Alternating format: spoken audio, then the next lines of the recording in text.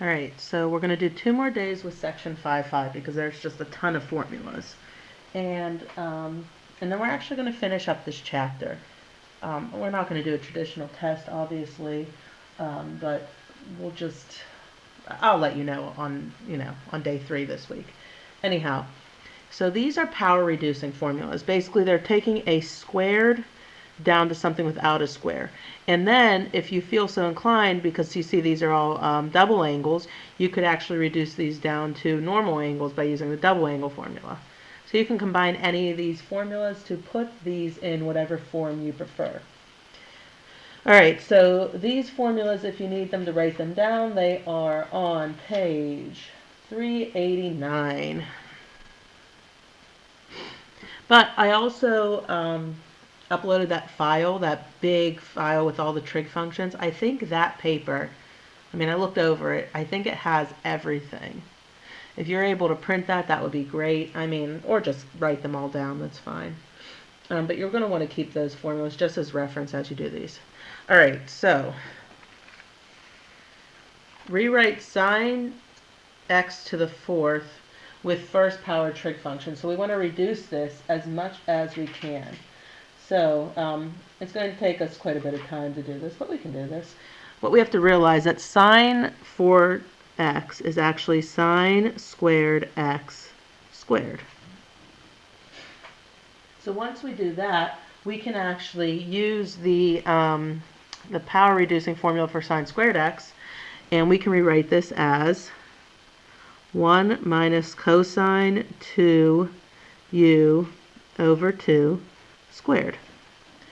So the problem is we still have a squared there, so we haven't reduced it completely.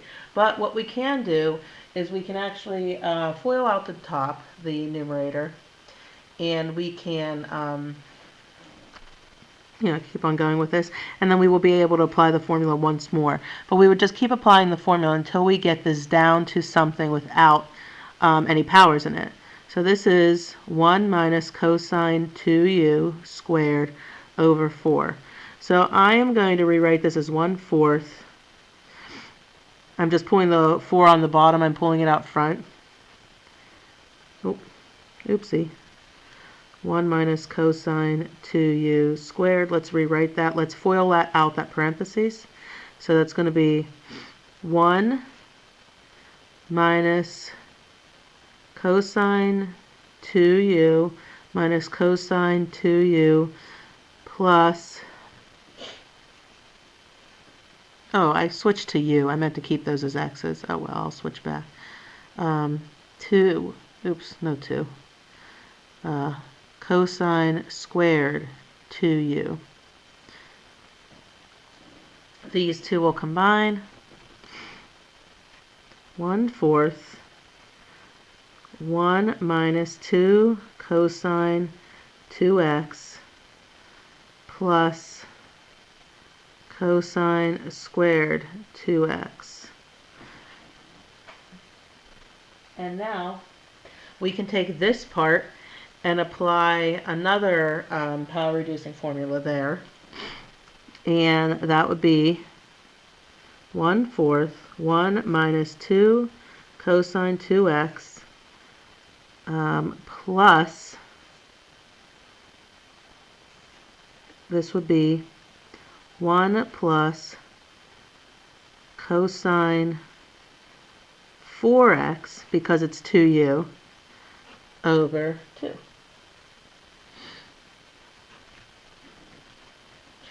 And this is now done, well, for the most part, but we want to make this look better because, we kind of always want to do that. So I'm going to multiply everything through.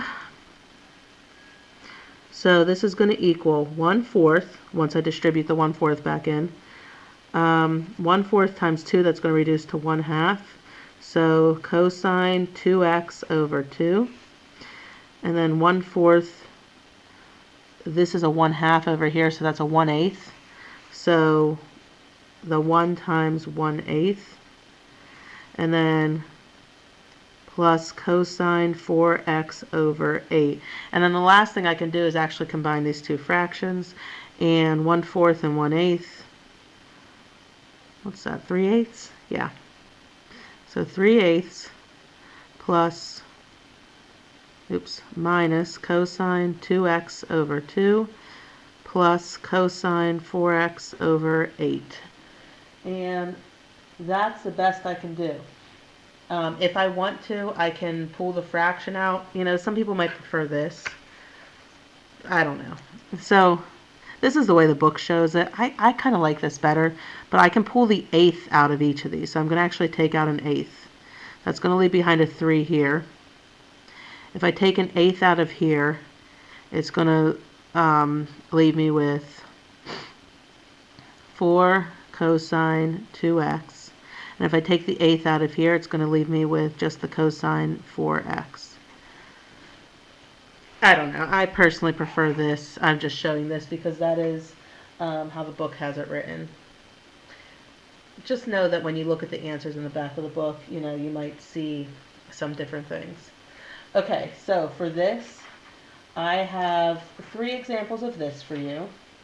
And that's going to be, we're still doing more yet, so don't worry. But on page 394, and I'll write them all down together at the end. This would be 29, 31, and 33 that are going to be similar to this. Okay. So those are the power reducing formulas. There is no like, oh, you need to use this formula. It is whatever formula is going to work for you at that moment in time. So don't like, you know, we kind of never know which formula you're going to use until you need to use it. All right, these are the half angle formulas. The half angle formulas can be used similar to the way the sum and difference formulas were used. So this is when we're trying to find an angle that's not on the unit circle.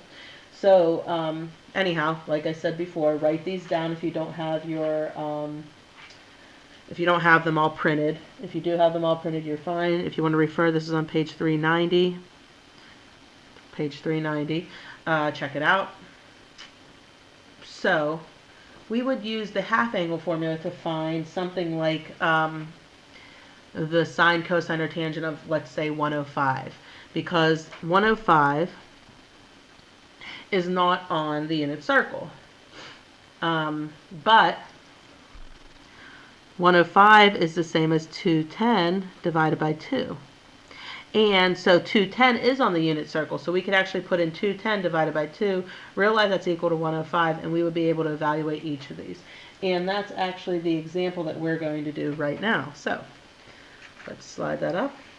Find the sine, cosine, and tangent of 105 degrees. So let's actually do the sine of 210 divided by 2, since that's the same as 105. And now that I have it written like that, I can use the half angle formula. So that's equal to plus or minus square root of 1 minus cosine of 210 over 2. Let's see, what is the cosine of 210? That is, let's see, negative square root 3 over 2, I believe. Yeah. Okay. So this is going to equal plus or minus square root of 1 minus negative square root 3 over 2 over 2. And this will simplify to plus or minus 1 plus square root 3 over 2 over 2. Okay, so do we need the plus or minus? No, we don't. So what we have to do is realize what quadrant would 105 be in. It's in quadrant 2. And then we have to think about sine. And is sine positive or negative in quadrant 2? And it is positive, so it's just the positive square root of that. And then we can actually neaten this up a little bit more. So technically, since this is division by 2, we can multiply through with a 1/2. We can do a lot of things here. So we can multiply through with the 1/2. And we're going to get, actually, we're going to multiply the top and the bottom by 2. So let me show you what we're going to do here. So now that we know this is positive, so 1 plus square root 3 over 2 over 2. We're going to multiply the top times 2 and the bottom times 2. You'll see why in a second. So this is going to be square root of 2 times 1, and then 2 times square root 3 over 2, that's just going to cancel, so 2 plus square root 3 over on the bottom, it'll be 4. Why did I do that? Because now the bottom is a perfect square, so square root of 2 plus square root 3 over 2. And that is, I mean, we can go a little bit neater, but that's pretty good. Alright, so anyhow, that's the sine. The next one is going to be the cosine. It's going to be a lot faster because the only difference between the sine and the cosine formula is that sign right there. So, cosine of 210 over 2 plus or minus 1 plus cosine 210 over 2. I'm going to jump right ahead to the answer. Well, it's going to be plus or minus. And the only thing that is different between this one and this one is this is a minus and this is a plus. So I'm going to switch this sign. So this should be 2 minus the square root of 3 over 2. Now we have to decide whether we're doing plus or minus here. So is cosine positive or negative in quadrant 2? Let's see. All students take calculus. So sine is positive, which means cosine must be negative in quadrant 2. So this is negative square root 2 minus square root 3 over 2. Okay, good. What is the tangent of 105? So, tangent is equal to sine over cosine. So we could actually just take this divided by that and kind of see what happens. But let's use the formula because, you know, why not? So tangent of 210 over 2, 1 minus cosine of 210 over sine of 210. All right. 1 minus the cosine of 210 is negative square root 3 over 2. And the sine of 210 is positive 1/2. So, let's do what we did right here. We multiply the top and the bottom by 2. That's going to eliminate this 1/2. So times 2 times 2. That's going to give us the 1/2 and 2 will cancel. So 2 times 1 is going to be 2. And 2 times the square root of 3 over 2, the 2's will cancel, and we get just the square root 3. And minus a negative, that becomes a positive. So that one's not too bad either. So anyhow, you're just using those formulas. It takes a little bit of doing. But once you do the first one, actually the sine and cosine will always be very similar just based on their formulas. You do have to kind of double check to decide whether you're going to use the plus or the minus when you do them. All right. So your examples that'll be similar to this on the homework are going to be numbers 41 and 47. So the entire homework assignment is page 394. You're going to do 29, 31, and 33, which are using that first set of formulas I showed you, and then do 41 and 47, which are using the second set of formulas that I showed you. And that's it. Tomorrow you have 2 more sets of formulas, and then we are done with this. But like I said, just have a reference page ready for you. All right, see you tomorrow. Bye.